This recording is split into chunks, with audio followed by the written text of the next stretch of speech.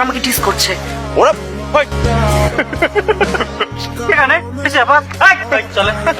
আমাকে ফোন করা হয়েছিল, আমার ছেলে।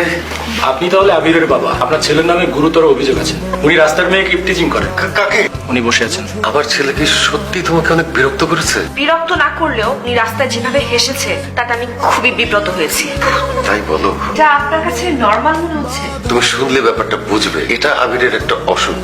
এই অসুখে যারা ভোগে তারা হঠাৎ করে খুব জোরে হেসে ফেলে অথবা খুব জোরে কেঁদে ফেলে, নিয়ন্ত্রণ করতে পারে না। আমি অভিযোগটা উইথড্র করতে চাই। তোমাকে অনেক ধন্যবাদ মা। কিন্তু আমার একটু লজ্জা লাগছে। এরা কিনা? এরা দুজন কিনা? হ্যাঁ, আপনি ওদের কোথায় পেলেন? রেল লাইনের ওখানে। আমি তো জানতাম কোথায় থাকে। বললাম না যে আমি ধরবো বদমাশগুলোকে। আপা আমাদের মাফ করে দেন, আমরা জীবনে আচ্ছা ঠিক আছে, ওরা যেহেতু ক্ষমা চাইছে ছেড়ে দেন। হ্যাঁ, আসে। কফি। দহনে বাধারণে আমায় নিখোঁজ ভাববা পাশেই ছিলাম। এটা কি? গিফট। এই গিফট? এটা আমাদের তুমি বলা দিবস উপলক্ষের গিফট।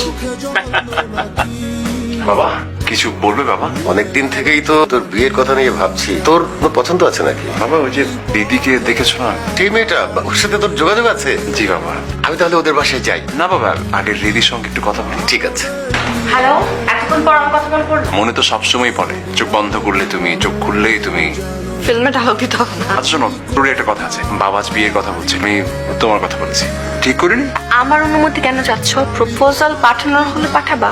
খুব বিয়ের শখ দেখছি। যে মনে হয় শখ নাই। আপনার ছেলে কোথায় চাকরি করে বলুন? জি ইন্টারন্যাশনাল। ওই অফিসের এমডি কে জানেন? জানি না। আপনার ছেলে নিশ্চয় জানে। ও তো জানবেই, ওই অফিসে তো কয়েক বছর ধরে চাকরি করছে না। 1 বছর 9 মাস, 2 বছরের কোটা পূরণ করতে পারবে কিনা সেটা সন্দেহ আছে। তাকে নিতান্তই মায়া করে অফিসে টিকিয়ে রাখা। আপনি এত সব জানি কিভাবে? কারণ আমি সেই এমডি যে ওই হতভাগাকে এখনো চাকরিতে টিকিয়ে রেখেছি। আমি আসলে জানতাম না। আর কি বলবো জানেন, তার জন্য আমার কতগুলো প্রজেক্ট হাতছাড়া হয়েছে। ক্লায়েন্টের সামনে যে হা হা করে হাসতে শুরু করে। আপনি তো জানেন আপনার ছেলে একটা প্রতিবন্ধী। কি যোগ্যতা আছে তার আমার বোনকে বিয়ে করার? কি ভেবে আপনি এই প্রস্তাব নিয়ে আসলেন আমার কাছে?